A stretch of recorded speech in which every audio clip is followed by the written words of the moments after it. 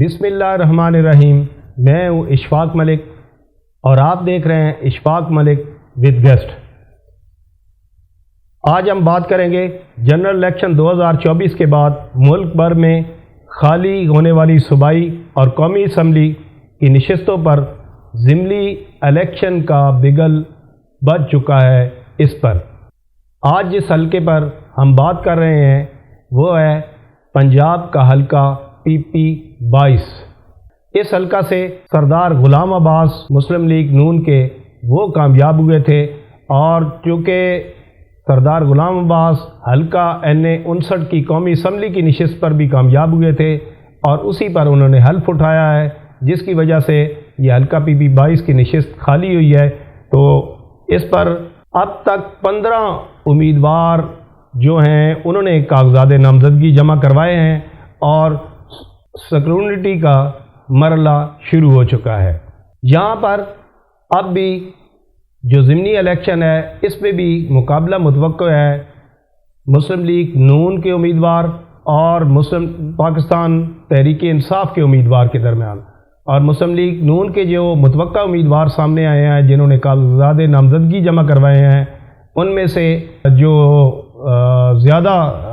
مؤثر نظر آ رہے ہیں کہ ان میں سے کسی کو ٹکٹ ملے گا وہ ہیں سردار منصور ایاز امن، جو کہ پہلے 3 دفعہ ممبر قومی اسمبلی بھی رہ چکے ہیں، اور ان کے ساتھ ساتھ ملک فلک شیر اعوان ہیں، وہ بھی اس حلقہ سے مسلم لیگ نون کے ٹکٹ کے خواہاں ہیں۔ اور پاکستان تحریک انصاف کے جو امیدوار 2024 کے الیکشن میں حکیم نثار احمد،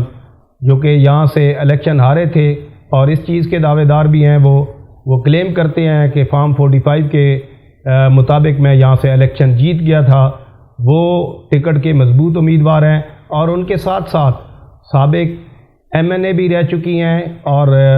MPA بھی متعدد دفعہ رہ چکی ہیں،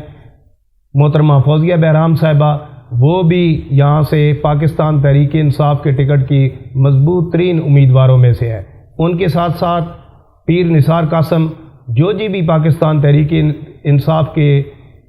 ٹکٹ کے خواہاں ہیں، اور حکیم نثار احمد، محترمہ فوزیہ بہرام اور پیر نثار قاسم کے درمیان اب ٹکٹ کی دوڑ چل رہی ہے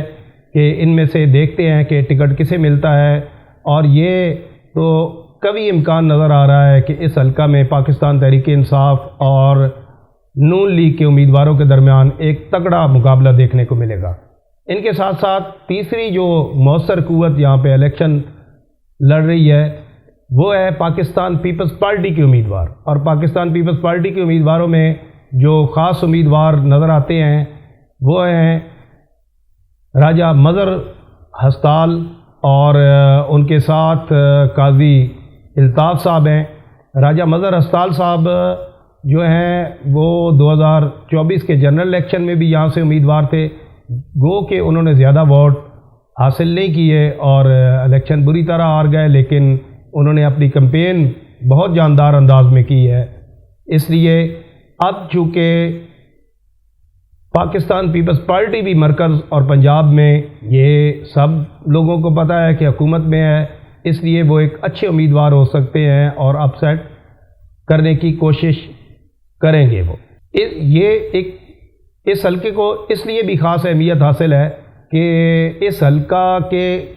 PP-22 کے جو حلقہ قومی اسمبلی ہے NA 59، یہاں سے متعدد بار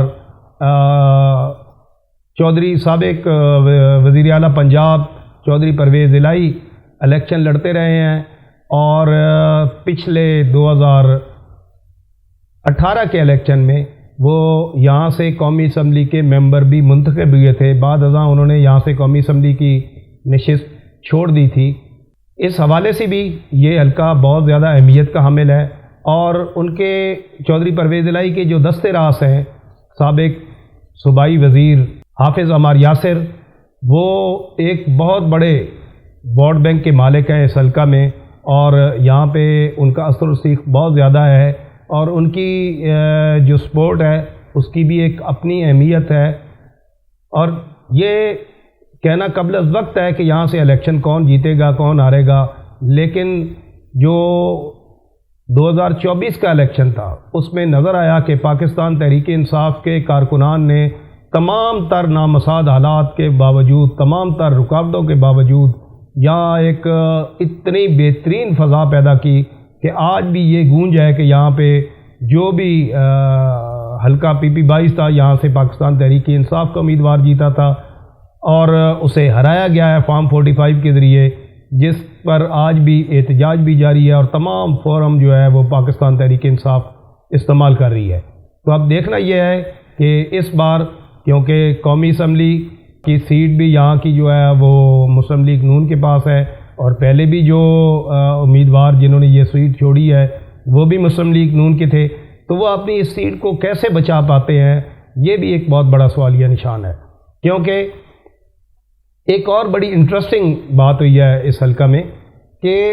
لوگوں کی توقع یہ تھی کہ شاید سردار غلام عباس یہ سیٹ چھوڑیں گے تو اپنے کسی فیملی ممبر کو اس سیٹ پہ الیکشن لڑوائیں گے۔ خلاف توقع ان کی فیملی میں سے کسی نے یہاں پہ حلقہ PP-22 کے ضمنی الیکشن میں کاغذات نامزدگی ہی جمع نہیں کروائے ہیں، اس لیے بھی یہاں کا الیکشن بہت انٹرسٹنگ ہے۔ اور دوسری بات یہ ہے کہ جو امیدوار نون لیگ کے یہاں سے جن کی توقع ہے کہ انہیں ٹکٹ ملے گا، سردار منصور حیات ٹمن صاحب، وہ اسی حلقہ کا جو قومی اسمبلی کا حلقہ ہے اوپر، اس میں سے 1988 میں، 90 میں، 96 کے الیکشن میں قومی اسمبلی کے ممبر منتخب ہو چکے ہیں، اور وہ ہر بار بعد میں تو وہ مختلف پارٹیوں میں گئے، کاف لیگ میں گئے، پیپلز پارٹی میں گئے، PTI میں گئے، لیکن یہ ہے کہ وہ تینوں بار جب MNA بنے ہیں تو وہ تب